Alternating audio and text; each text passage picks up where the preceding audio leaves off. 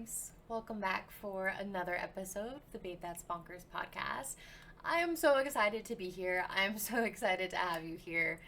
I took a crazy big long break unintentionally. I did indeed encounter some storage issues, some technical difficulties, if you will. I am no professional when it comes to being a computer whiz and all that. All this podcasting stuff, the audio engineering side of things, video editing, mumbo jumbo. I'm just learning as I go along. And I have learned that videos take up quite a bit of storage. I did indeed max out my partner's hard drive. I record everything on his gaming PC. So I had to get an external hard drive, or he already gave me one for my birthday actually, because it's something I knew I would need. And I'm just starting to I'm trying to build my repertoire of equipment necessary to be a content creator. And the time came to where I ran out of storage. Apparently 23 episodes was as many as I could store locally. So yeah, I had to learn some things, and there were indeed some learning curves, some challenges along the way, but we made it. All of my stuff is properly stored. I have learned a lot, and I am ready to continue my content creation journey, and I will at least have a solution if this specific problem happens again. So we're working things out. Just doing a lot of learning over here. So I did have to take a break just because, if the technology won't let me record, I can't really create the podcast kind of thing. But we fixed it. We're back. So that's why I'm super duper excited. And this episode specifically has been a long time coming. Today we're going to be chit-chatting about moon phases, the moon cycle, and all that jazz, a little astrology 101, if you will. I really am just getting a little antsy to wrap up this series. I do really want to finish it, at least this episode on the moon, maybe another episode on I want to do another episode on planets as well, and then probably one more about numerology and birth charts and something like that. And I feel that'll be a really solid foundation for us to just have our weekly little astrology chit chat, because I do just want to get back to rambling about whatever the heck's been on my mind and feels important for me to share, and more storytelling, more life lesson-esque things with just the astro stuff sprinkled in, rather than being the main focus. Because as much as I am interested in it, and as fun as it's been just sharing my learning journey with you guys, just bringing you guys along as I figure out what all these different things mean, this isn't an astrology podcast through and through. It's a podcast about me and all my interests and stories and life lessons and all that jazz. I want it to be a bit more artistic than scientific, and just, I don't want to put myself in any boxes, okay? No niches over here. That has been a huge theme in my life recently, all the time actually, but I've just been thinking about it a lot, specifically yesterday. And so yeah, we're gonna live that truth and just continue to say fuck off to all the niches. We don't need to niche down. We're gonna do whatever the fuck we want to do because it's our life. That is the way.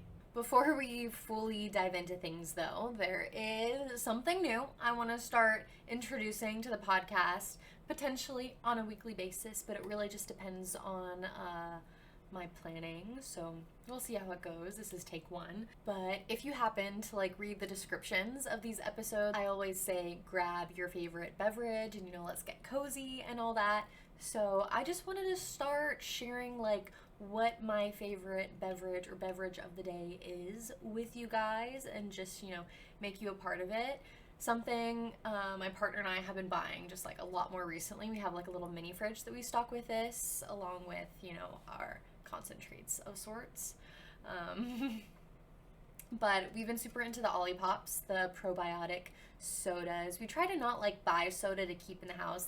We're not anti-soda people. Soda's a delightful treat every now and again. It's my preference over alcohol most of the time, just because, you know, it's not something that's like great for my body, and just the after effects are just lesser than if I were to drink a lot. Anywho, but we try to be healthy, but we also like to have fun drinks. So we'll keep like lemonade and juice, and now we've started getting these like probiotic sodas over the past few months. So I'm an Olipop girly through and through at this point. I know there are a few other brands. I'm down to try them, but honestly, these are just so good. I'm like, why, you know, not show them my loyalty if I've really been enjoying them and all that jazz. But I'm also a big fan of ASMR, so I just wanted to start opening my little cans on camera, on audio if you're not watching this, which is totally fine. Not missing a ton, just like facial expressions, hand gestures, and all that jazz. I know YouTube has like a thing with like logos, but I'm not monetized, so I don't think that actually matters. I was looking for a koozie. We have some with Smokey the Bear on it, and then I was like, oh my god, but isn't he also a logo of sorts? But then I couldn't find them. They're probably with our camping stuff, so we're just raw dogging the can today. But yeah, let's pop this baby open. We've got some strawberry vanilla today. Honestly, like the vanilla, it's not like strawberry Fanta. It is very like creamy, strawberries and cream as a soda. I'm a big fan, but here we go. Oop.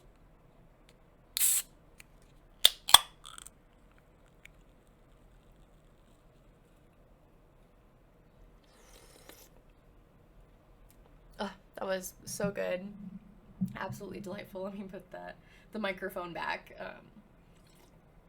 I hope you guys thought that was fun, because I'm gonna make that a thing because I thought it was fun. So yeah, welcome to beverage time. I hope you're sipping on something delightful yourself, or alternatively, I hope that you're sipping on some water. Sorry if you just heard that horrendous squeak. My home is very close to like a busy road, and that must have been like some like semis brakes or something. That was wild. But we'll try to edit that out, but if not, my apologies. But yeah, I hope you have a delightful beverage, or I hope you're staying hydrated. Actually, I hope for both. You know, it's a balance, not an either or, not mutually exclusive. Like, I always have my emotional support water bottle with me, and I almost always have a fun beverage on hand, because I can. And that also almost always benefits me in some way. Like my little sodie, she's got probiotics, some healthy bacteria for the gut microbiome. I'm also a big fan of electrolytes, liquid IVs, and like the knockoff version also. Perhaps lemonade and juice, you know, they've got some vitamins if they're made from real fruit. You know, we try to avoid the dyes and whatnot in our household. So yeah, usually got my water on hand and a semi-healthy beverage, so it's okay to have more than one, you know, double fisting. Anywho, I'm rambling. It's like I've forgotten how to podcast and stay on track. You know, I accidentally take a freaking month off. I actually did record this episode almost. I got to the very end. I was like about to wrap it up and give my spiel, and then it had like its error telling me I ran out of storage and like didn't save the video. Like it was just like the whole file was corrupted. I'm like, why didn't you just like cut me off? I could have like freed some stuff up and like patchwork some video footage file things together and made it work after all that effort. And I felt like it was a good run as well, but that is not how the cookie crumbled. So here we are, chit chat about moon phases on this beautiful, potentially Thursday. For me, it's actually Sunday, but that gives me plenty of time, several days, to like get this episode all edited and worked out. So let's just go ahead and dive on in. With these Astrology 101 episodes, you know, we're pretty much just like going over vocabulary and like what all the things mean, and just figuring out how it all connects and makes sense. And I also want to point out that I do have a very celestial t-shirt on today. Definitely has those like tarot vibes, but I was looking for something that was just like kind of like moon vibey, because what I was actually wearing today is actually what I recorded in last time. Like, how weird and funny is that? But didn't want to do back-to-back outfits, especially when I just do have so much clothes. Like, might as well try to have some fun with it. But as I was searching, like something like moonish, I saw the shirt my partner picked out for me, and I knew it was the one. So, yeah, just wanted to call that out because I made an effort, and even if like the people don't appreciate it, I appreciate it. You know, the little nuanced things like that. Anywho, I'm rambling, getting off track again. But we're gonna start off with a vocabulary. I mean, it's pretty much just gonna be all vocabulary, is essentially what I was saying. Until we get to just the more story, connection, linky parts of the conversation. But to start things off, we're gonna hop on over to the Cosmic Lattes glossary page. Seriously, such a phenomenal resource. I highly recommend checking her out. Always gonna give her credit where credit's due. Just a great compilation of astrology resources. But the very first vocab word of the day is celestial body. So in astronomy and astrology, a celestial body is considered any natural object outside of the Earth's atmosphere, including the sun, moon, asteroids, planet, comets, stars, which brings us to our next vocab word, which would be luminaries. So luminaries refers to the most significant celestial bodies in the sky, which would be the sun and the moon. The ones that are seemingly luminous, glowing as they reflect on one another kind of thing. Or I guess as the sun reflects on the moon. I don't think they're moons. The moon's making the sun much shinier. I think she's doing that all on her own. But yeah, these two luminaries play essential roles in all of our birth charts, in all of astrology, and just represents very distinct aspects of, you know, our individual like personalities and life experiences. And next up, finally bringing us to the meat and potatoes of today's episode, we have the lunar cycle. The lunar cycle refers to the recurring pattern of the changes that happen in regard to the moon's appearance as it orbits around Earth. So, you know, it keeps track of all the different phases, you know, going from the new moon to the full moon, back to the new moon again. And that whole process, that whole cycle takes approximately 29 and a half days. So that's why we've got like 30 days in the month or so. So this whole lunar cycle has played a significant role in just like many cultures over time, you know, dating back to like ancient times. You know, the moon has been used as like a natural timekeeping system. And it's also believed that, you know, the lunar phases have influence over our emotions, our behavior, our intuitions. I feel like that makes sense because, you know, we as humans are mostly water, and, you know, the moon does control the tide, the water of the earth, which I think is incredibly fascinating. And just an example of how the moon has been used as like a natural timekeeping system for a very, very long time, you know, is the Farmer's Almanac. The basis of that actually is like the moon. It's like guiding the whole planting cycle, planting seasons that it like walks through each year. It's a really great resource if you're into gardening. Highly just recommend giving that a little Google. You know, then you can like, you know, do your gardening, charge your crystals, and take care of yourself, do your self-care all at the same time. You know what I mean? So niching down from the lunar cycle, we have the lunar phase that refers to the different appearance itself of the moon as it orbits throughout the earth. So as the moon goes through the lunar cycle, it is going to go through several phases, take on several different appearances as it moves around. And the different lunar phases are as follows. We've got the new moon, the waxing crescent, the first quarter, the waxing gibbous, the full moon, the waning gibbous, the third quarter, and the waning crescent. And then that brings us back to the new moon. So in each different phase embodies a different kind of energy that's just like placed over the like celestial collective, the universal collective. I feel like that's like, when I say collective, I mean just like the collective energy of just like every living being in the universe, on the planet. You know, there's just like a shift, you know, going day to day through each like phase of the cycle is kind of what I'm trying to describe. I feel like that's just like the big part of astrology, you know, just like each day having like its own horoscope. You know, the moon's in a different place, the sun's in a different place, the planets are all shifting places. So when all of these different like things that have meaning are like happening at the same time, or whatever, conjoining, I guess is a better word for that, You know, that's how we get, you know, the unique daily horoscope, I think. And that being said, we are going to dive into each one of these individual phases and just kind of like debunk the vibes, you know? So starting off with the new moon, which, you know, starts and ends each cycle. That's whenever there's like kind of nothingness in the sky. It's going to be the darkest night of the cycle because the moon's backside is lit and the front side is dark. And this phase is viewed as a sort of like nothingness, obscurity. You know, there's not much going on in the sky. And that can sound a little like dark and depressing, but it's actually also, you know, an opportunity for just like limitless potential. You know, if there's nothing there, then anything could be there, kind of thing. It's very much like a blank canvas, a blank sheet of paper, just like waiting for the art to like be created. And like I've like mentioned in the past, you know, the new moon aligns with new beginnings. It's kicking off this lunar cycle. So this is the start of things. That's why it's the blank canvas. You know, we're going to start writing this story for the month. And so in astrology, it's suggested that when we're at this point of the lunar cycle, you know, it's a good time to just like take inventory of yourself and your energy, just kind of like start to think about the different like things you want to manifest, start setting intentions a little bit, you know, very much just like looking inward and trying to like regroup and gain focus as we start this new journey. You know, where are we going? So next up, a few days after the new moon, we have the waxing crescent.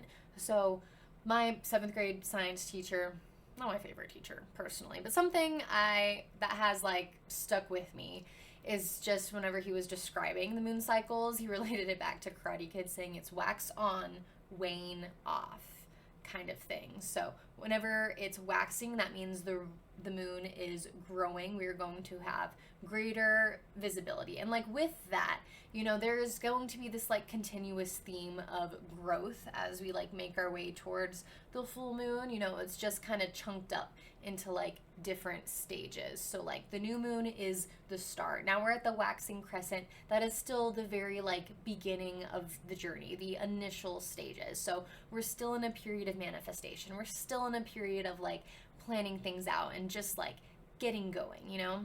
It's still a great time to be like setting your intentions, but it's also a great time to start taking actions after you've had a little few days, a few moments, you know, a little chunk of time to start thinking about what that's going to look like for you. And as that moon keeps on growing, you know, that's going to lead us to the first quarter moon. So the quarter moon is actually going to look like a half moon, you know, just thinking of the moon, it is a spherical thing. So we only actually see half of it at the same time. So when we see half of the half, you know, that makes a quarter, right? Sorry if that was confusing. Math kind of was one of my strong suits growing up for sure, but I feel like that makes it just like easy for me to like, you know, grasp these things. So sometimes I'm not the best at explaining those types of things to people who might not click with the numbers stuff as naturally. So, you know, my apologies. Feel free to ask questions for clarity or all that jazz in the comments. You know, I'm not a professional. I'm just learning as I go along, but I do try my best to be helpful. And, you know, I did take some teaching classes whenever I was in college. That was definitely a part of my curriculum. And I have at least taught little workshops and classes for, you know, kindergartners and stuff. I think some high schoolers too, you know, at different times, but I did spend a lot of time with kindergartners, first graders for a while whenever I was a senior, but we can dive into those stories another time. All to say, what was I even saying? Let's get back on track. So this quarter moon is going to occur about 1 week after the new moon. It's that like exact halfway point in between, you know, the fresh start of the new moon and the like sense of culmination that comes with the full moon. So we're just like in that in-between stage, just like halfway there to like making our way towards our goals. We are still riding, you know, those vibes of just like growth, and you know, there might be some like challenges that are popping up along the way at this point. It might be a time for like decision making. Like once we're halfway through, we're definitely at the place where we should be like taking action and initiative towards our goals. You know, we're past that like thinking, planning stage. It's the time to like figure out what's going to help us like keep that momentum towards reaching our goals, you know, as we approach this full moon. And we know we are almost there, guys, when we are at the waxing gibbous. This is the phase of the moon that is just before we reach the full moon. It's gonna look almost full, almost circular, but just kind of like a little lopsided, just a little funky, if you will. So, and as we're like reaching the end of this second week, you know, we're at the place of where we've done all this work, we've done all this prep, we've started taking actions, and we've been growing, working on building momentum, just like taking these steps towards our goals, and now we finally made it to the home stretch. I was like a distance swimmer in high school because I was super duper slow. I was a water polo player, not really a swimmer. Coulda, shoulda, woulda done both, but anywho, I swam like the 500, and so like you've just got to like prep for like all these laps, you know, whenever you're working on the endurance game. And so this would be the point where I'm at like lap 18 out of 20, and it's like, okay, I can start picking up the pace because I'm reaching the end here. You know, I've carried myself all this way, and now I can kind of start letting loose. Like, now's my time to shine. Like, the finish line is approaching. It's like in our sight. We can see the light at the end of the tunnel, kind of thing. So it's important to like know yourself and to be able to like give yourself what you need in order to stay motivated at this time, because this is also the kind of time whenever like if you haven't paced yourself well, like you might be like about to crash out. And we don't want that. We want to be, you know, riding the momentum, like riding the wave that gets us to our goals. And it's okay if things aren't flowing perfectly, because it also depends on like what star sign the whole like moon thing is under and all that jazz. But again, we will get to putting all these puzzle pieces together eventually. But just kind of reiterating that we are about to reach this like peak of our like celestial energy, I guess you could say. Lunar energy. Lunar celestial, whatever. And that brings us right to the full moon in this journey. So we are halfway through the entire lunar cycle, but we finally gotten to the point where the whole moon is visible, the whole dang thing. I don't know why I'm doing that, but it's fun, so you know, let's just work with it. But at this point, the moon is directly across from the sun, so it's just having its like whole front side illuminated, reflected upon us little human beings down on Earth. Little earthlings we are. But again, we're at that midpoint of the lunar cycle. We're halfway through that complete orbit around Earth. That's what takes the 29.5 days, is the moon to do its little thing going around our little home planet. So yeah, this is a time of culmination, a time of fulfillment. You know, we've been working, building to this point. It's a time of kind of like celebrating things perhaps, or maybe if things didn't go well, it's a time of clarity. You know, everything has finally come together. All the pieces of the puzzle have been, you know, brought to our attention, I guess. You know, we can see the full picture at this point. So whatever energy we were, you know, putting off during that new moon, and however we cultivated that energy over the past few weeks, now we are, you know, experiencing that energy in its fullness during the full moon. You know, does that make sense? Getting it? I feel like I'm finally starting to understand things, you know? The moon's also a symbol of, you know, the subconscious, our intuition, you know, emotion, all of those things. So whenever the full moon's out and about, we can be more heightened in our emotions. We can perhaps be more sensitive. You know, things might feel more intense for us at this time. But, you know, with the full moon shining down on us, you know, that is a time for illumination. So, you know, if like issues are happening, you know, it's just like showing us like what needs to change. You know, it's a reflection back on ourselves, you know, in our own life kind of thing.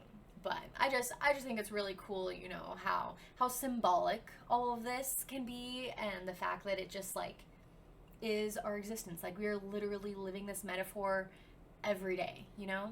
And now that the full moon has passed at this point in the story, in the cycle, you know, we're pretty much going to be doing everything in reverse. So the next phase is the waning gibbous. So still a big moon, but, you know, it's losing its fullness. It's going to start getting smaller at this point. It's, you know, the days leading up to that last quarter moon. So it's not a half moon yet, but it's also not a full moon any longer, the days in between that. So now that we're on the flip side of things, before, as we were kind of in that whole like period of growth, of building momentum, now we've kind of, reached that peak, reached that climax in the cycle of the season. So the theme has also shifted to kind of represent that. And as the moon is kind of like losing light, reflecting less upon us, it very much represents, a season of letting go. It's letting go pieces of itself that it no longer leads, no longer aligns with. It had this revelation during the full moon. We had this revelation during the full moon. We learned something, something was reflected back onto us. And now we are able to like do something with that information, start letting go of what no longer serves us. And again, this is going to be like a continuous theme until we reach that new moon phase at the end to wrap up the whole cycle. So you don't have to immediately just like let go of all the things. We're now thinking of what needs to be let go of. We're in that reflective, introspective state once again.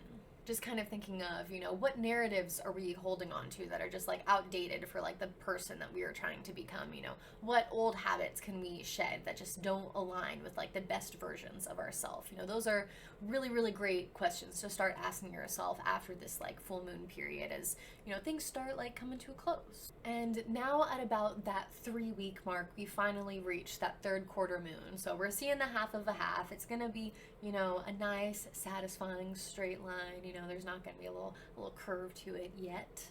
But as it's kind of half illuminated, we are half still in that reflective state and then half entering, this state of like actually taking action. We've looked within, we've decided, what we need to, surrender and let go of. And now we are at the point to like start taking action on that and start doing that and start living out the lesson that we have decided we've learned over this last season. And the next step, we have the waning crescent. I'm sure you all could have guessed this was coming, right? I should have quizzed you, but too late for that. It's just going to be that little sliver of the moon that's left. Always makes me think of the Jonas Brothers when they say the moon looks like a toenail. But anywho. But as the light of the moon continues to diminish and there's just less and less of it left, it's, showing us that it's time to re-enter that state of reflection, that happens whenever we arrive at this new moon.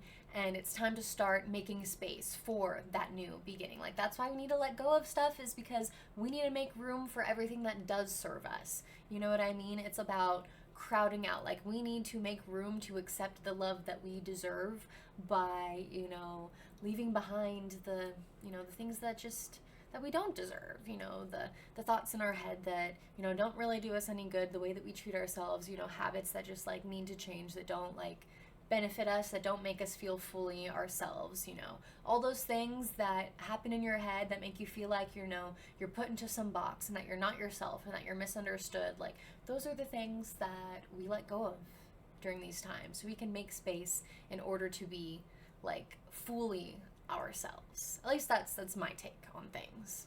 So, and that's a wrap on the lunar cycle, a little deep dive on all the individual little phases and the vibes that they bring. But we're not done yet. We do have a few more vocab words pertaining to the moon while we're at it.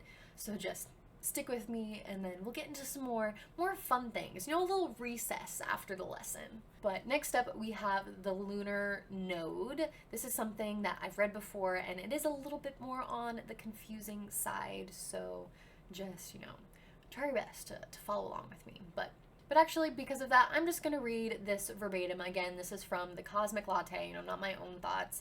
I'm just sharing them. But a lunar node describes the two orbital nodes of the moon, or the points where the moon's orbit intersects the ecliptic. So let's go read what the heck ecliptic means. Ecliptic. From the perspective of Earth's orbit around the sun, the ecliptic plane outlines the path of the sun, moon, planets, and other celestial bodies over the course of the year. So just, the rotation, the orbit, Ecliptic, I think, is the shape to mean that it's ovular, not circular, I think. Please correct me if I'm wrong. I haven't done geometry in a long time. But these celestial bodies travel through the zodiac constellations arranged along the ecliptic path. So I believe the ecliptic path goes through the zodiac belt, which is why the planets and the moon are always, in under a different zodiac sign. Right? Following along. In tropical astrology, the ecliptic plane is divided into 12 sections to correspond with the 12 zodiac signs. In tradition, ancient astrology, the first constellation is Aries. However, the Earth has shifted over years, and Pisces is now technically the first constellation. Anywho, we're not going to get into those kind of debates. I don't know enough to share that. But now, bringing it back to the lunar node. So, the lunar nodes are the points where the moon's orbit intersects with the ecliptic.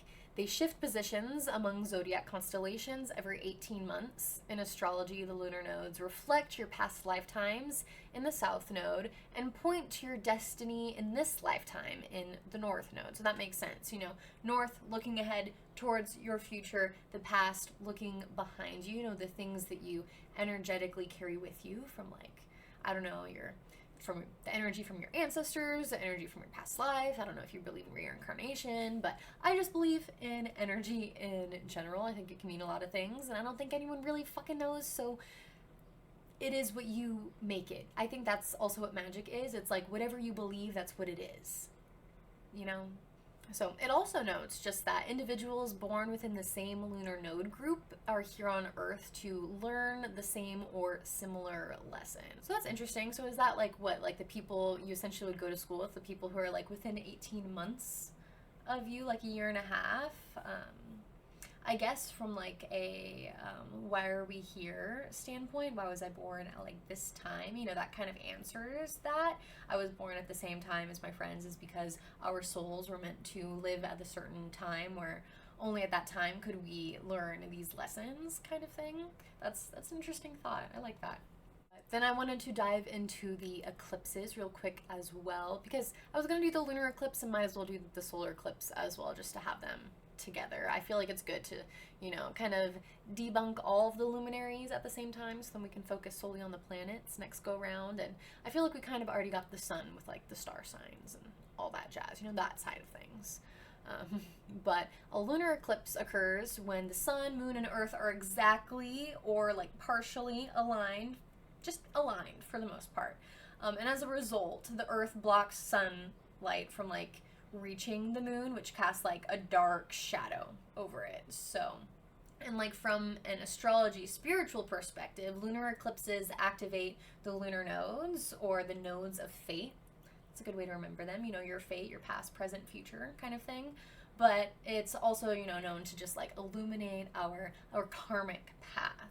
So before with the lunar, the earth is blocking the sun from shining on the moon, casting a shadow. With the solar eclipse, the moon is blocking the sun from reaching the earth. So that's going to be the one that happens during the daytime. I do believe that you need like goggles to look at, like welding goggles, something like very dark. Don't stare at the sun like ever, but definitely not then, I've heard. But, everything's like aligned again, but just like the order of the planets is different. Something that's interesting is that solar eclipses occur during new moons as well, which is, those like new beginning vibes as we were talking about. So they're like known to just like catalyze like profound change, and just like really like surge the energies up in that new beginning kind of vibe. But it can definitely be very intense, generally just associated with breakthroughs, just like very profound beginnings and endings, just like major shifts in your life kind of thing. We've had like a couple eclipses throughout the year, so I'm sure we've all felt some major things just like happening. I feel like the year's been very chaotic. I don't know. How do you feel? But the whole solar eclipse chunk of the glossary is pretty long, so if you want to know some more information that's actually very interesting, just like about like our own personal zodiac sign and like how it can like be amplified during solar eclipses and houses and birth charts and stuff, you can go ahead and hop on the articles linked below if you'd like to read more. But I am going to move on to the next little vocab word. So the next couple ones are very interesting. They're the lunar and solar returns. So this actually might be better for the birth chart, but I'm just trying to go through all the different like lunar vocabulary. I'm just letting the solar ones tag along. So the lunar return is the moment when the moon completes a full orbit around the earth and returns to the same zodiac sign and the same like degree, so like positioning as it was at your specific time of birth. So this is something that is like very personal to each one of us. You know, there's not going to be like something happening that's like, oh, it's the lunar return. Like it's your lunar return. Whenever the moon just returns to the spot it was at whenever you were born, kind of thing. But it's a time of just like, you know, heightened sensitivity and intuition, and, you know, a really, really great time to just like do that like moon vibey, introspective, reflective, you know, work that we've kind of been talking about that aligns with the lunar cycle. Great themes of just like exploring your inner landscape, tuning into your inner rhythm, and reconnecting with yourself. You know, it's about you and feeling the most you, and how to get there and embrace that and all that jazz. And then the solar return is just the flip side of that, whenever the sun reaches the same position that it was in, you know, at your time of birth. So a lot of times it's our birthday, or, you know, maybe the day before or after or something like that. But I feel like a lot of people, you know, kind of just like really love their birth month, you know, and yes, it does have to do with just like being celebrated on your birthday perhaps, but I feel like there is just like an energy of just like coming home to yourself in a way of just like entering your season, like the vibes just feel right, and, you know, the sun shines a little bit brighter, I feel a little bit brighter, you know, I feel like, you know, I'm just more open to and I'm experiencing more good fortune and just luckiness, you know, there's more opportunity, abundance, those kinds of vibes, you know what I mean? And our last vocabulary word for the day is kind of a fun one, but it's the supermoon. I see these things all the time, just like on the internet, like, oh my goodness, we're about to have a supermoon, super duper rare, but then like I see them a lot, so it's kind of weird. There's like supermoons, blue moons, red moons, just all kind of interesting moons, so I figured I'll share this little tidbit that I've come across. The supermoon is a phenomena that occurs when the new moon or full moon is in the lunar phase perigee, which describes the moon's orbit hitting the closest point to Earth. That's interesting. So I guess that makes sense on why it's a supermoon. You know, let me just keep reading. As a result, the moon appears larger than usual in the sky, which is what I was about to say. Makes sense on why it's a supermoon. It's super big because it's closer to us than it normally is. So that makes sense, you know what I mean? But it also mentions that supermoons symbolize a time of intense reflection and rebirth. So probably the same energies that we discussed that happen in the regular lunar cycle, especially during that full moon moment, except just ultra heightened, because it's just like the energy is closer to us. You know, it's like whenever you have like two magnets together and you can just like feel things just like pull stronger or push stronger as you like bring them closer together, kind of thing. You know, our energies are closer together so they can react more intensely, perhaps. That's at least my spiritual take on things. But yeah, that's a wrap on our moon vocabulary of the day. Yay. I feel smarter. I hope you feel like you learned something and understand astrology a little bit better. But I do want to chat a little bit more about the moon cycle and how it relates to the feminine cycle. This is something that I just find incredibly fascinating, and for me is just personally relevant. Something that I've been trying to do more in the past couple months. Actually really started it like a month ago from now whenever I recorded the burnout episode, because I was on my period and I was just realizing like, oh, every few weeks when I record, I just feel so bleh, and I just don't want to do this. And I just noticed that was a pattern. And then the last one being on my period. And sorry if this is TMI, but literally 50% of the universe has a period, so like, deal, whatever. It's actually important to talk about these things and have open discussions because it's superhuman and it's supernatural, and, you know, it's just nothing to be embarrassed about or ashamed of. I feel like that's very much like the stigma, the vibes. And I don't like them. So we're just gonna have some girly chats today. But I was on my period and I realized like, oh, it's probably because of that. That's why I feel burnout and fatigued. Like, I see this pattern establishing, so I want to do something about it. So as I've just been looking into like cycle syncing a little bit more, I've just been trying to like, I guess, honor my body in different ways. I do want to get into it more in terms of like what I eat and stuff like that. I guess I kind of am. On one hand, I'm trying to like lean into my cravings more. Like, if I'm craving red meat, it's probably because I need some sort of nutrients like that. Or if I'm craving an avocado, it's probably because my body needs some healthy fats. You know, I don't really trust my sugar cravings as much. That I kind of test myself of like, would I eat an apple right now? If the answer is yes, then I probably do need some sugar and I probably am actually hungry.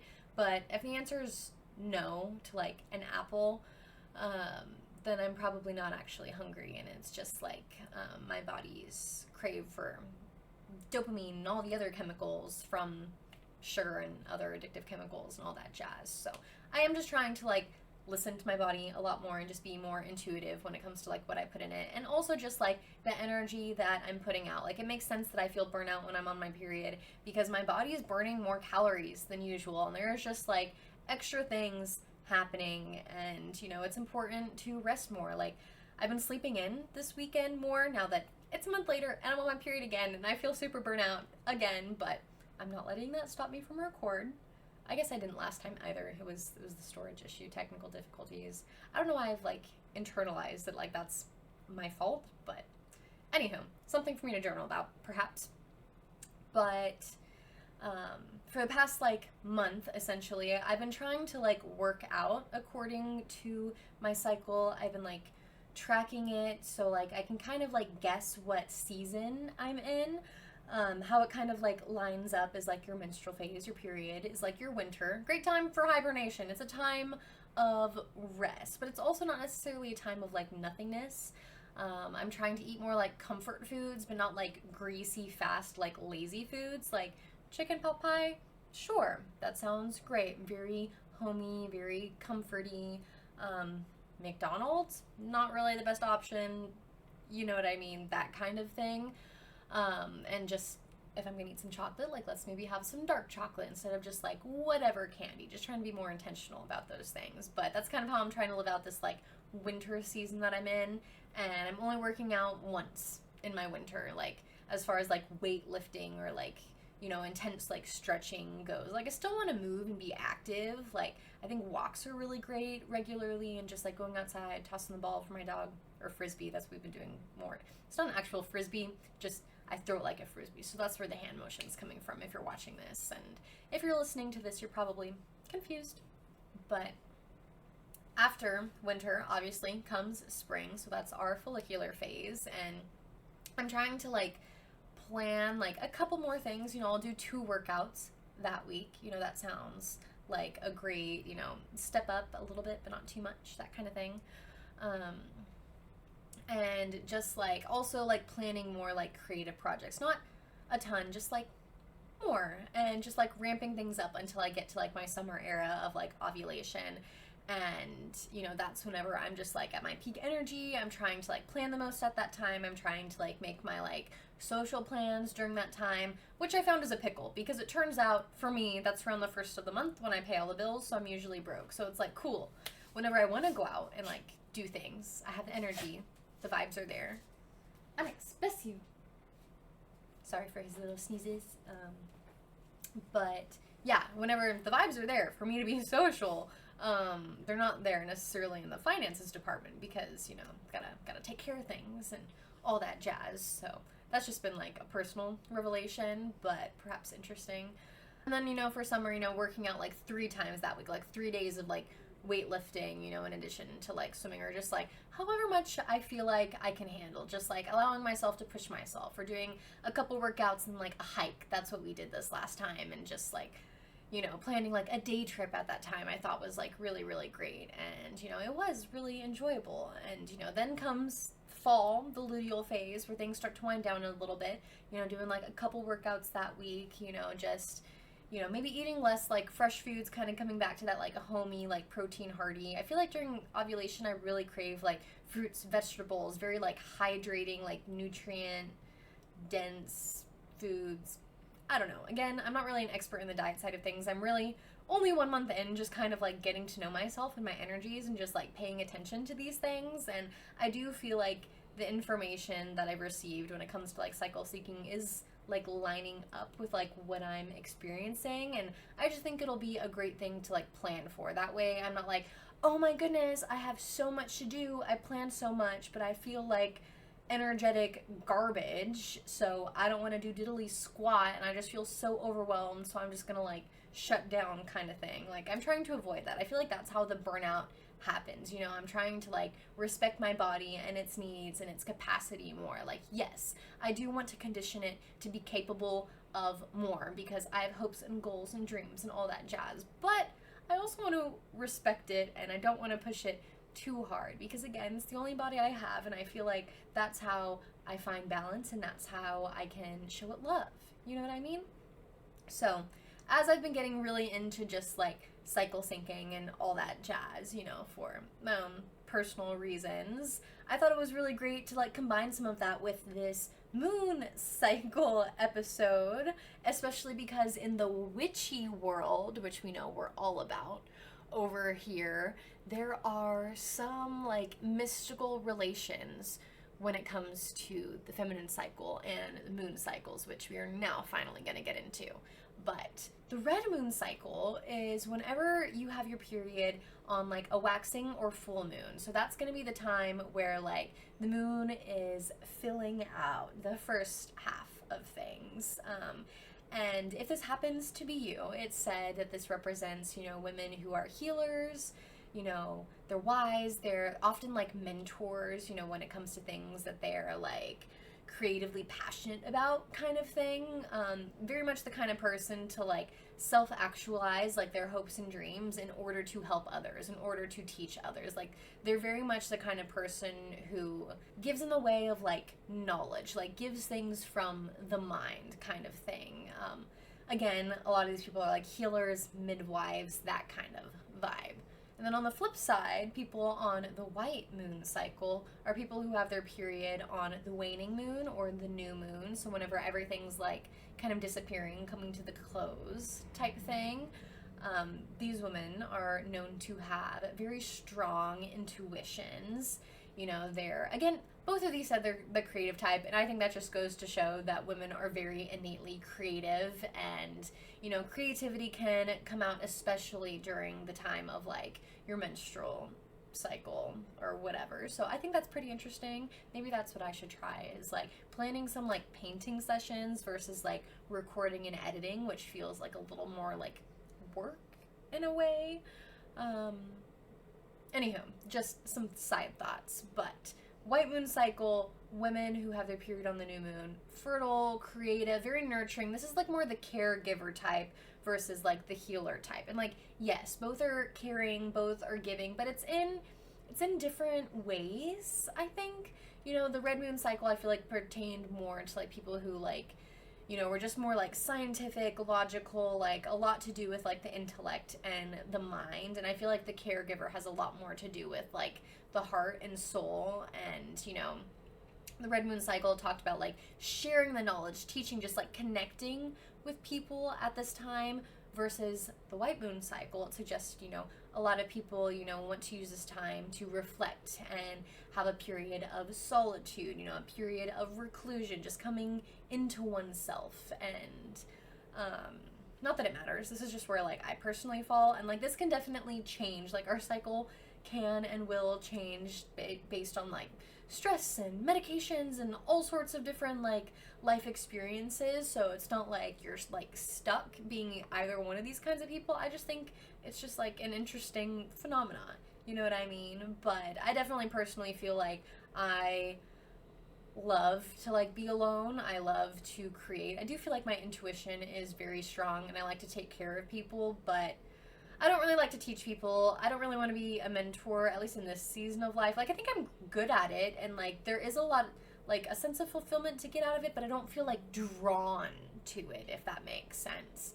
I'm not trying to talk down on anything, but like I just don't see myself as a teacher. It's one of those things. It's like, yeah, I could do it. Yeah, I'd be good at it, and like, yeah, there is like a lot to like get out of it, but it's just like not my vibe. Versus like going off into the woods alone and painting something, and then coming back to rejoin society when I'm ready is much more my vibe. So yeah, that's just me, you know, using confirmation bias to align with all the different like witchy analogies and whatever else. I don't even know if that sentence made sense. So that's just my little spiel when it comes to that. I read quite a few articles, and I'm going to link them all down below if you want to know more and just want to like really deep dive on that. It was super duper interesting, but this episode's already quite long, so I'm just going to like nip that in the bud there, and you know, you can take it from there if your heart desires.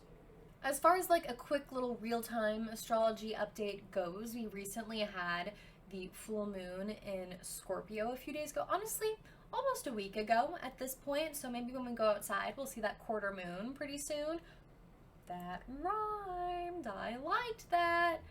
But, you know, that full moon represents that time of just like, you know, things being illuminated in your life. You know, what's being reflected upon you? Like, what is coming to a climax? What things are coming to a head at this point?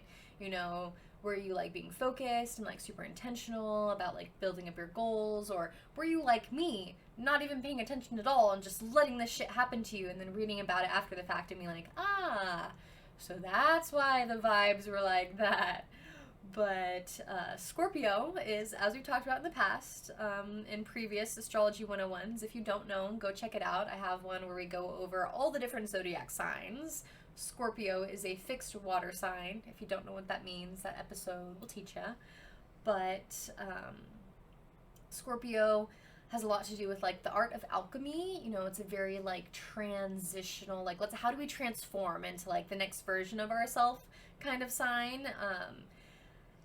And that does come with like work. You can't just become the next like version of yourself naturally. Like you have to put in the work. So I do think some people sometimes get like stuck in themselves a little bit. So that's just kind of like something that's a little interesting. Like if you're resisting transformation, if you're resisting change, you know, then you can like be like stuck in this like super stagnant, just like it requires work to become this like alchemist of sorts. So yeah, it describes that like Scorpio is consciously working through weaknesses or fears to transmute them into strength. So if you're not being self-aware, if you're not utilizing your consciousness, the subconscious might prevent you from enacting these super, you know, big changes for yourself.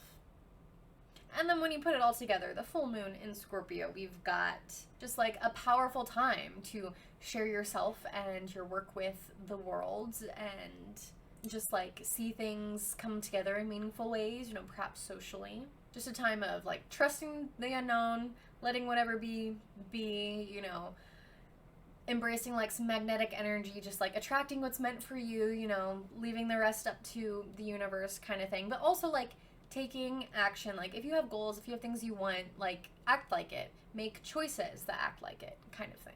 But that is officially a wrap on all things astrology today. It's been a fun one. It's been so lovely to be back. I do have a few more life updates. Oh my goodness. I'm like reading them and I filled these out whenever I like first prepped this episode literally a month ago, so things are a little out of date and I have a few extras as well to add on.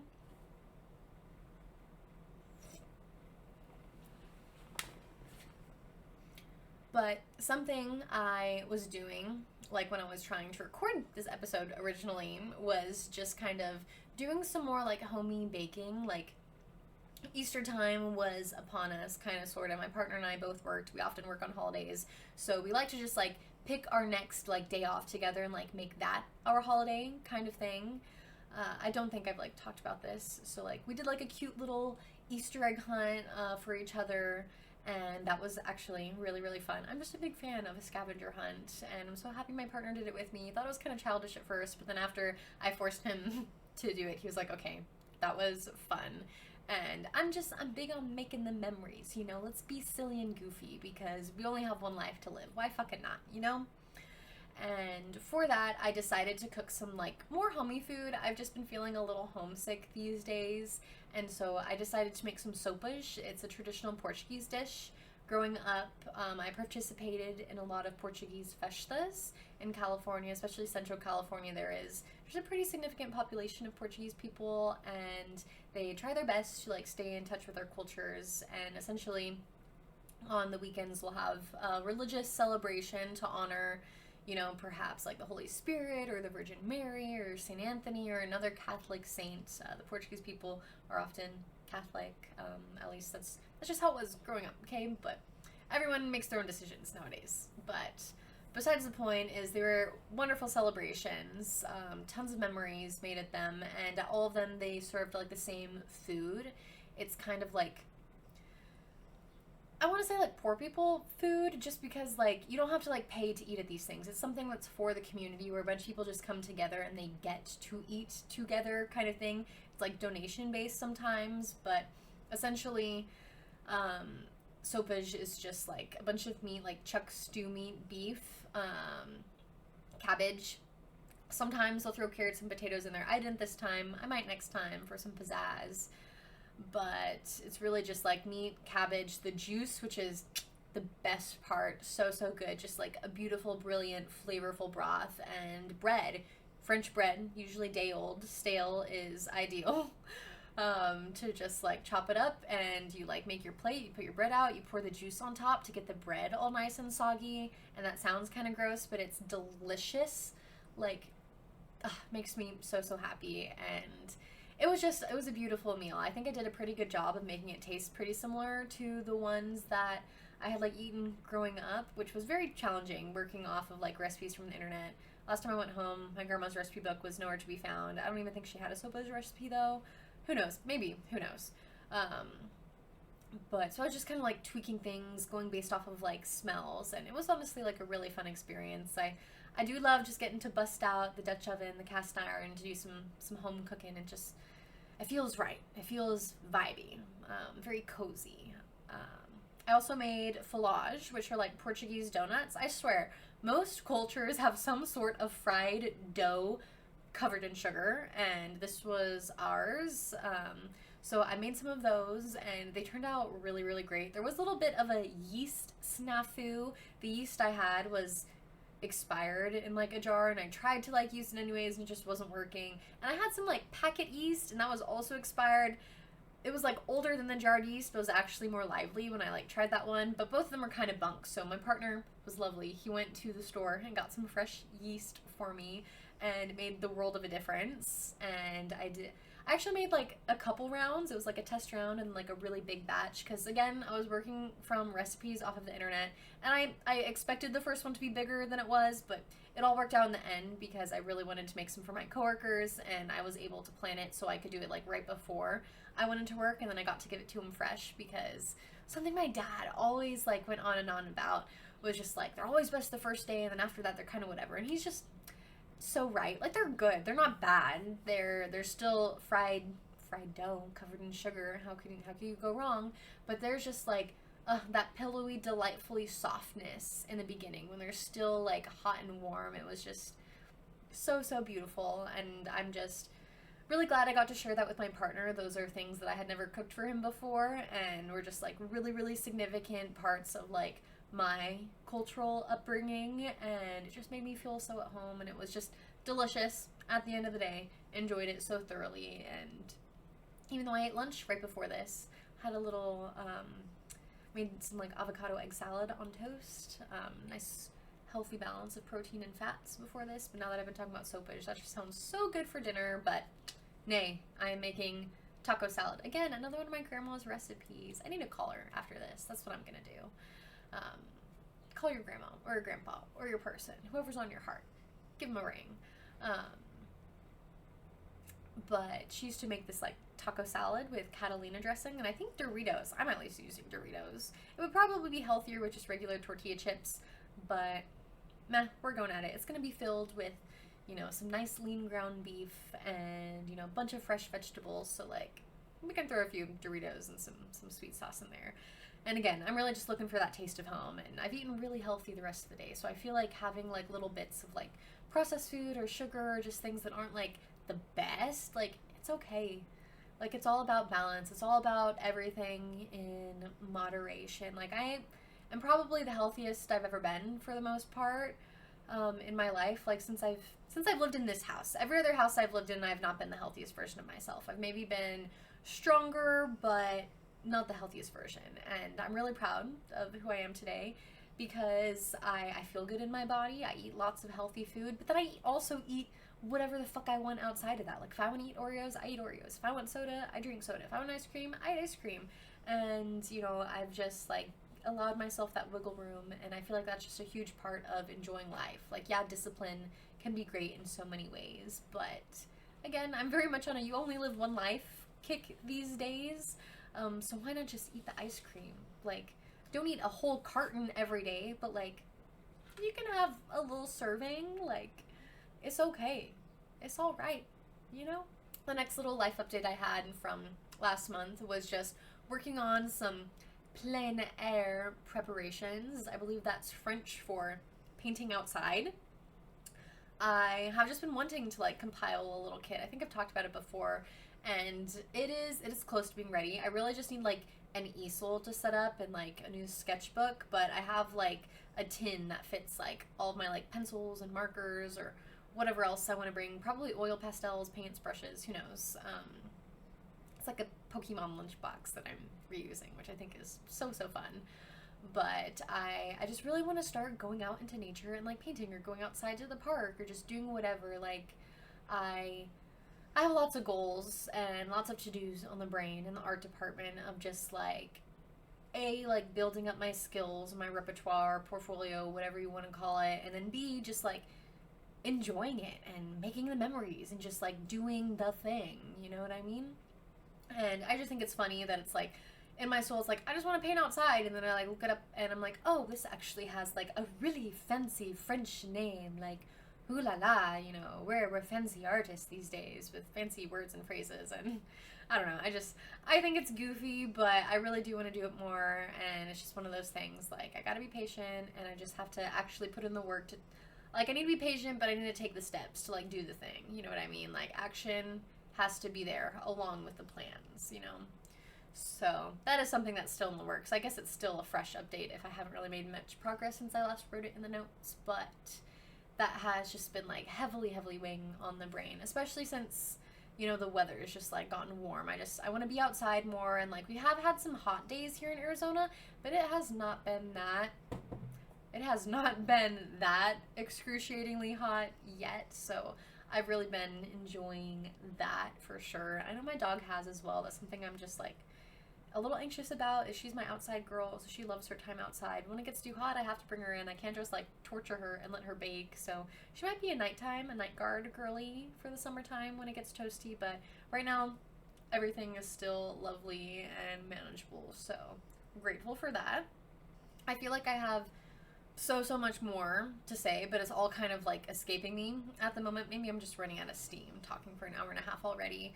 But my last little update I'm going to throw in there is just something that I'm like so proud of, and that I have not become a pro, but I am now like well versed in the world of Notion. If you don't know what that is, it's like a little website thing. You can make notes in there, you can make spreadsheets. It's like just like a hub for whatever you need to work on. Like if you have like personal files, habit tracker, finance things that you want to keep track of, like you can make that stuff there. If you have like a business to run, you know, you can have all your files located in one place. It's like a cloud, like your own personal cloud workspace type thing. Again, I'm not an expert, but it is something I've just been using for a while to just like hold all of my like podcast information, all of my art ideas and everything. And I was just making so many different pages, so many different documents that everything was getting very like clustered, confused, and I just went through and made like a digital art studio, a hub for myself. I was very much inspired by Brooke Cormier. She's a Canadian artist, perhaps stationed in Vienna still, maybe not. I don't know. I've just been binging her material. She's been delightful, so delightful to watch. But she has like a digital art studio and like a Notion template, so I kind of like based some stuff off of that, but then also incorporated like my own things. But I'm just so proud of myself because I have, up until recently, been at war with technology. I always say I hate it. I always say I don't like it. I truly do love more analog things. Like, I love to journal, pen and paper. That's how I remember things. I love taking pictures, like my Polaroid. I love making things look like film because I don't actually have a film camera yet, but I love the like vintage styles. Like, I have a record player. I would love a landline. Oh my god, I would never call anyone again on my cell phone if I had a landline. Man, that would be amazing. We've gone too far with technology in my head, but also, before I tangent too hard on that, I am trying to shift my mindset.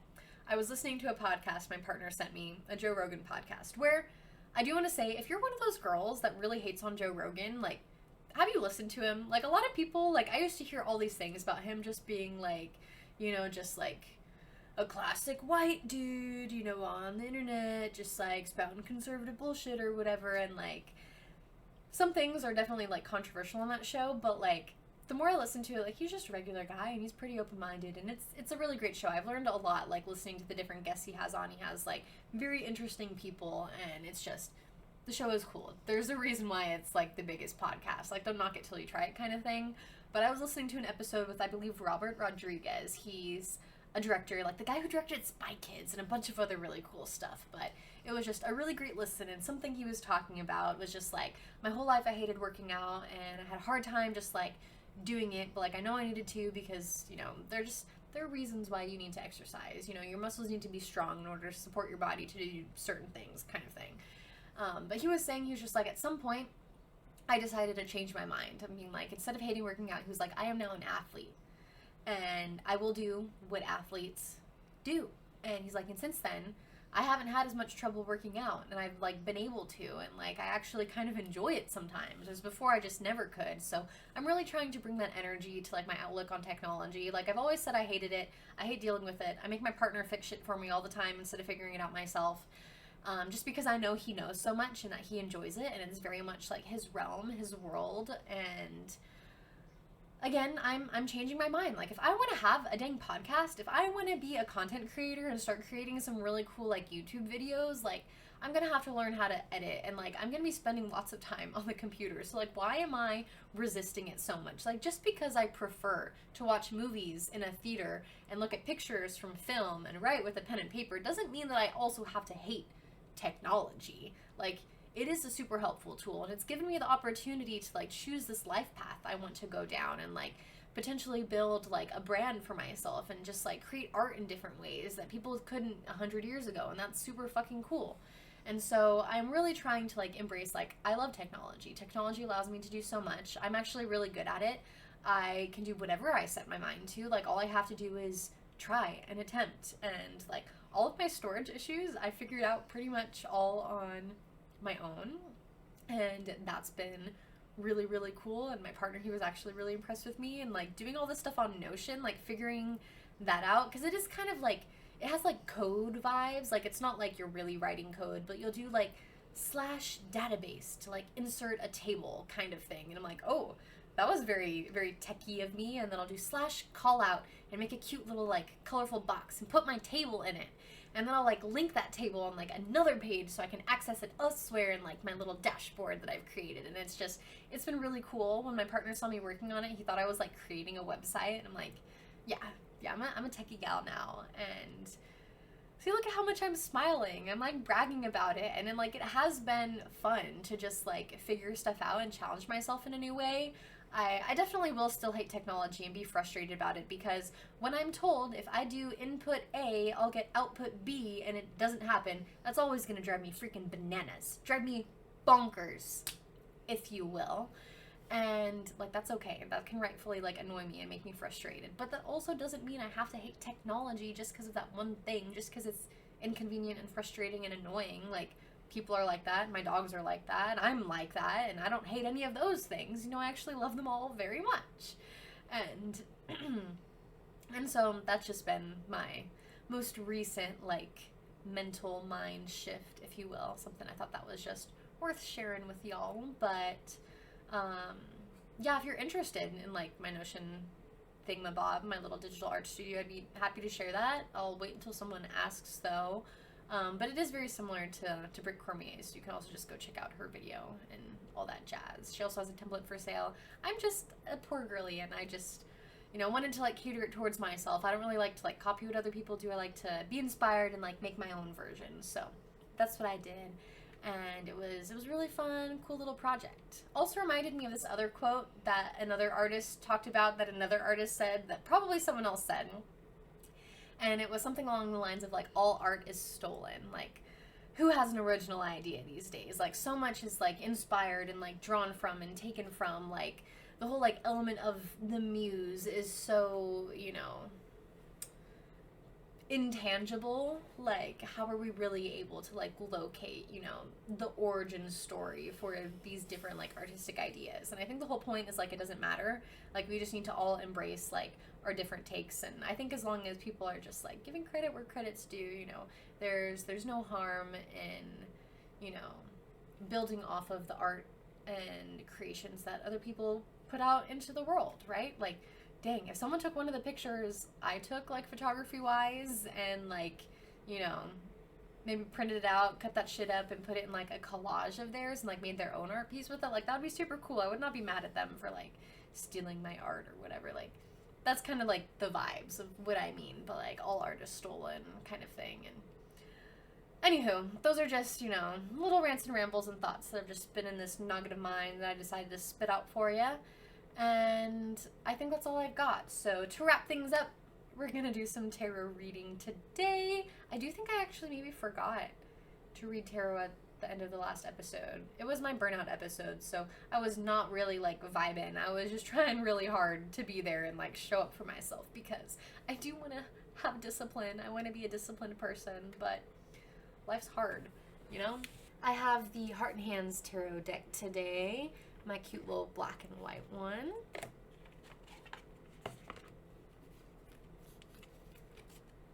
Alrighty, I'm just sending the best vibes, the best energy into this deck. I really do feel so good now that I've been podcasting, like, being on my period and whatever. Like, it's not been an enjoyable experience the past couple days, and honestly, doing this, chit-chatting with you, blitting all the words out of my head has been the best I felt in the past 48 hours, so that's been really cool. That's great fuel for future motivation of when, like, I don't feel like recording. It's like going to the gym. Like, I just know if I just get there and I do it, if I just start, I will enjoy it, and I will thank myself for it later. But yeah, best vibes going into this deck right now. And we're just gonna pull this top card, and we have the Six of Wands, I do believe. There's all of these, like, wood staffs with, like, leaves at the end, some hands holding them up, but they're all just, like, positioned in this cool, like, star-like figure, and there's just some plants, some foliage, some flowers surrounding them, some, like, clouds in the background. It could also be, a window, perhaps. Does this give window vibes to you? I don't know. Let's take a look in our little guidebook, because we're still learning about tarot. Still learning. I'm still not at that place where I, like, remember where everything means, but it has been such a delightful practice still. Actually, now that I say that, I haven't been tarot reading as much as I used to, and I do feel like it is very much like journaling, and, like, I haven't been doing either of those things recently, and it has been weighing on my mind. Like, it feels like chaos up in there. You know that episode of SpongeBob where everything's on fire and he's just searching through all the files? Like, that's what my brain is like most of the time when I'm not journaling and doing great things for my mental health. But anywho, we're doing the tarot reading today. We're patching things up, making good choices for ourselves. A little book ASMR for you. And there we are. The Six of Wands. Hands lift a laurel wreath, ready to crown a worthy victor.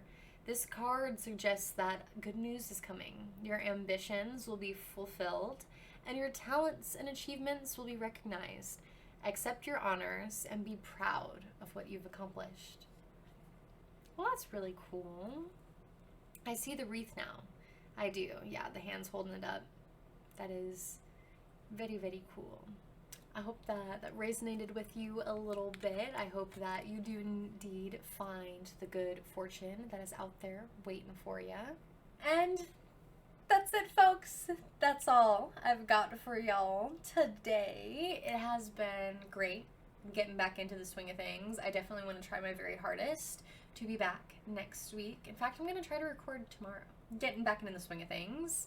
I do think that we'll have some sort of like story time-esque episode where we're kind of just like talking about life lessons. You know, we'll take a little break from the astrology for at least a week before, you know, we reintroduce the like planetary vocabulary and all that jazz. But I do foresee that in the next couple of months, you know, we'll, you know, have set our astrology 101 foundation, and we can, you know, start figuring out what's next for us here in this little podcasting world. But thank you so much for being here. Truly, it means the world. I will say it every time because it is so true. Like, if you are listening to this, I fucking love you. Like, you're amazing, and thank you for supporting me. Like, God, it's so awesome that you found me, and I hope that you have enjoyed your time here, and that you've learned something, and that your heart feels good, and that your life is just like full of so much joy. And if life feels rough and like that sounds like a bunch of bullshit, like, life will get better, and you have it in you to, you know, make your dreams come true. And yeah, thank you for being here because it's helping me make my dreams come true. So if you want to be even more helpful, you know what I'm gonna say. God, I hate sticking that little spiel out there, but it really would be so helpful if you like left a comment or a rating, a review of sorts. Share this on your story, perhaps. You know, hit that subscribe, follow. You know, keep coming back for more. I might take breaks, but I will always come back to it because this is something that is just really meaningful to me. Like, I love this podcast. It's something I wanted for so long, and I'm actually doing the dang thing. Like, how cool is that? So, thank you for being here. I love you. So grateful. And until next time, bye, babes.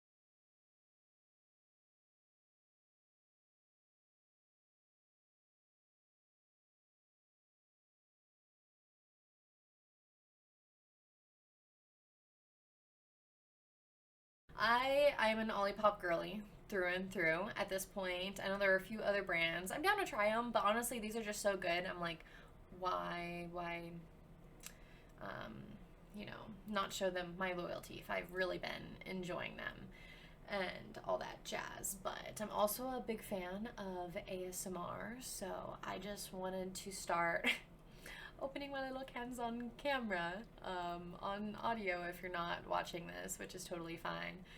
Not missing a ton, just like facial expressions, hand gestures, and all that jazz. Yeah, let's pop this baby open. We've got some strawberry vanilla today. Honestly, like the vanilla, it's not like strawberry Fanta. It is very like creamy, strawberries and cream as a soda. I'm a big fan, but here we go.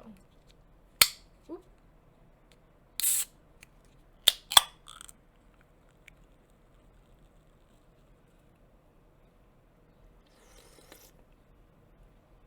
That was so good. Absolutely delightful. Let me put the microphone back. I hope you guys thought that was fun because I'm gonna make that a thing because I thought it was fun. So yeah, welcome to beverage time. I hope you're sipping on something delightful yourself.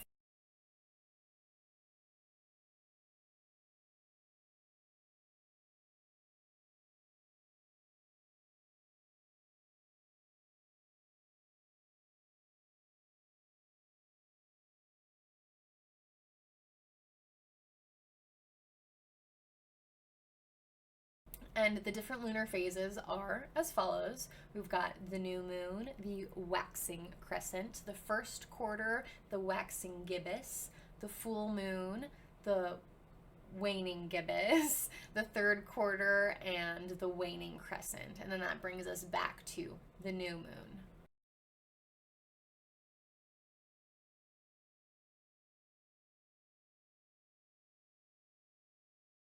And we know we are almost there, guys, when we are at the waxing gibbous. This is the phase of the moon that is just before we reach the full moon. It's gonna look almost full, almost circular, but just kind of like a little lopsided, just a little funky, if you will. So, and as we're like reaching the end of this second week, you know, we're at the place of where we've done all this work, we've done all this prep, we've started taking actions, and we've been growing, working on building momentum, just like taking these steps towards our goals, and now we finally made it to the home stretch.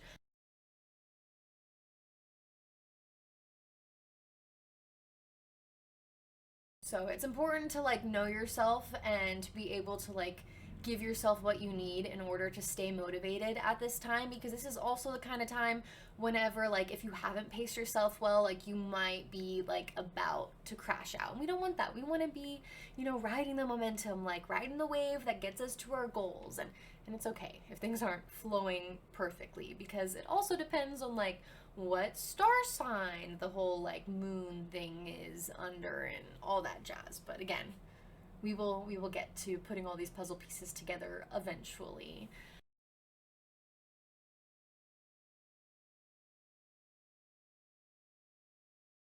And that brings us right to the full moon in this journey. So we are halfway through the entire lunar cycle, but we finally gotten to the point where the whole moon is visible, the whole dang thing. I don't know why I'm doing that, but it's fun, so you know, let's just work with it. But at this point, the moon is directly across from the sun, so it's just having its like whole front side illuminated, reflected upon us little human beings down on Earth. Little earthlings we are.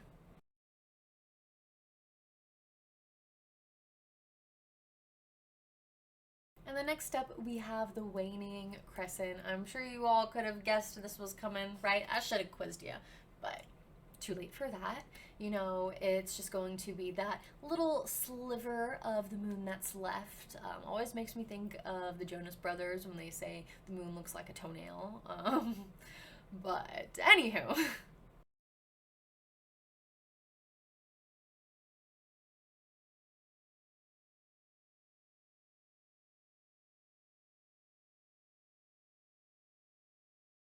I do feel like the information that I've received when it comes to like cycle seeking is like lining up with like what I'm experiencing, and I just think it'll be a great thing to like plan for. That way I'm not like, "Oh my goodness, I have so much to do. I plan so much, but I feel like energetic garbage, so I don't want to do diddly squat and I just feel so overwhelmed, so I'm just going to like shut down kind of thing." Like I'm trying to avoid that. I feel like that's how the burnout happens. You know, I'm trying to like respect my body and its needs and its capacity more. Like, yes, I do want to condition it to be capable of more because I have hopes and goals and dreams and all that jazz. But I also want to respect it, and I don't want to push it too hard because again, it's the only body I have, and I feel like that's how I find balance and that's how I can show it love. You know what I mean?